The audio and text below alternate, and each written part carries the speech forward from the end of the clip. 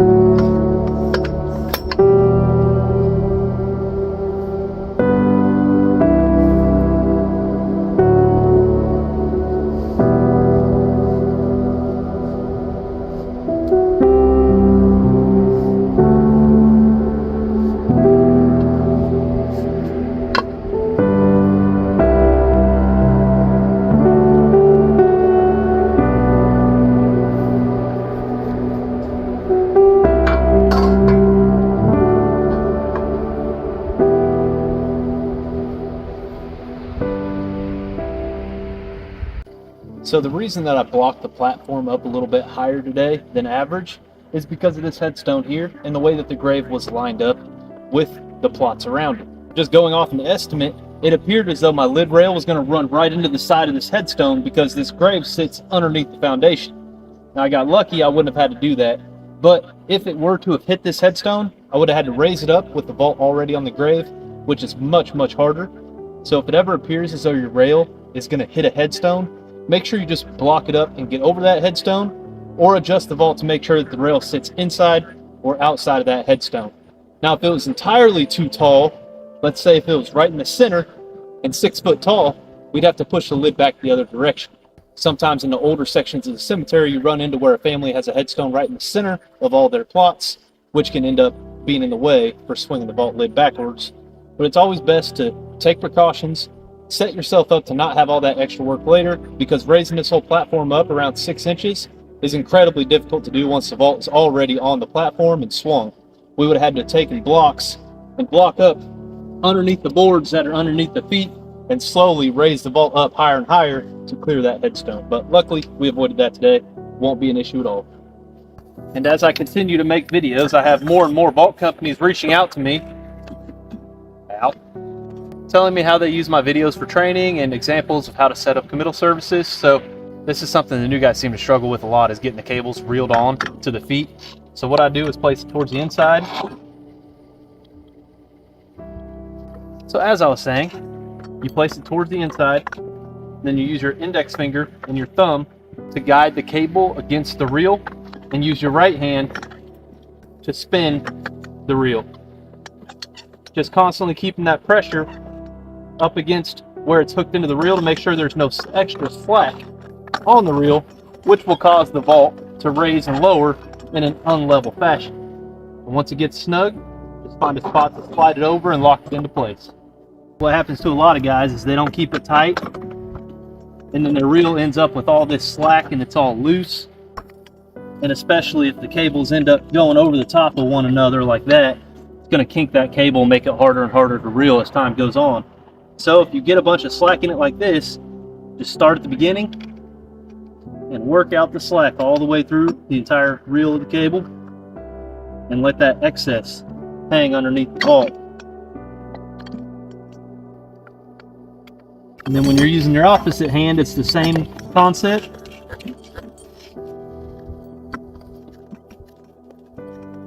Get the mud off of it, and then keep it in line with the edge of the reel with your right hand. Spin it with your left. And eventually, you'll get good at it and you don't have to go slow.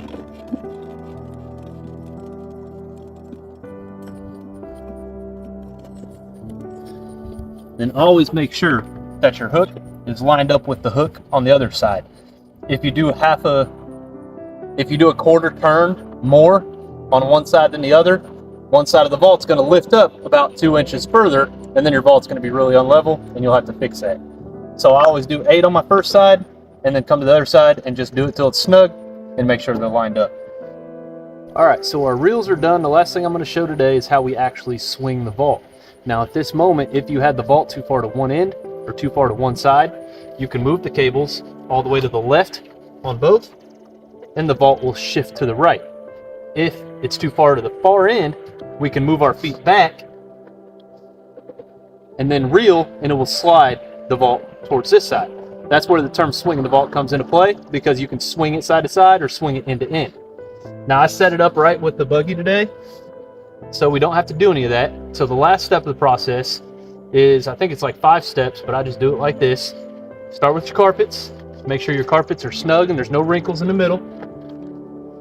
Space out your feet even on both sides of the vault. So just put your hands up against the vault and the feet, center it up. You need the reels to be a knuckles width away from the vault. So I put my pinky ring knuckle in between the reel and the vault, and that's the spacing that I need. And then the last step is to make sure there's no slack in your cables, and then make sure your cables run straight down off the reel to the bottom of the vault. If they're not straight down to the bottom, if they're to one side on either side, it's going to make that vault shift, which is what we use to swing the vault. We want those to go either straight down on both sides, just slightly to the outside on both sides, or slightly to the inside on both sides. I typically just go straight down, keep it nice and simple. Make sure that when I put pressure on the cables and lift this vault, it doesn't swing to either side or either end. The last thing you want to happen is to be lowering the vault in front of the family and realize that you set the vault up above the grave to where it's going to catch one side of the vault, and then it may start tipping, may start catching, and then if you knock loose any of that dirt, sand, or soil, it's going to make the vault sit unlevel at the bottom of the grave. So we want to avoid that at all costs and make sure the vault goes straight down into the grave without touching any of the sides. Then we can repeat that process on this end.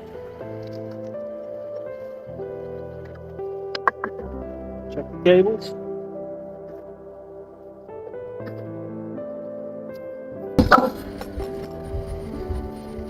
And now that we made sure we've completed all our steps in the swinging process, When we attach the one-man bar and lift this vault off the platform, it should not move to either side or to either end of the platform.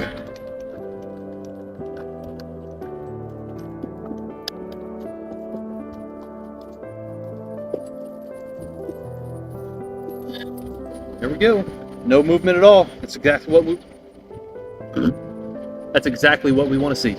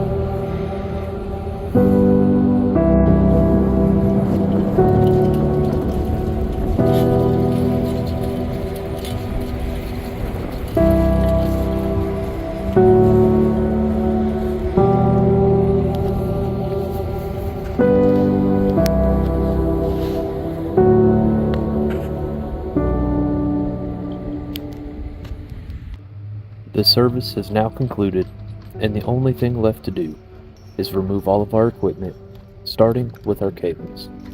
Some vaultmen choose to leave mounds on each end of the grave, allowing us to easily pull our cables without catching each end of the vault. Personally, I choose to place a cross in the bottom of the grave after verifying that the person was of Christian faith. The cross serves the same purpose as the mounds on each end. It raises the burial vault up just about an inch or so, allowing the hooks on the cables to pass by the ends of the vault. Now that all my equipment has been removed, the grave diggers can come in and backfill the grave. And this concludes the process of setting a Trigard Aegean. Thank you for watching, and I hope you found this video educational and informational. Take care, and God bless.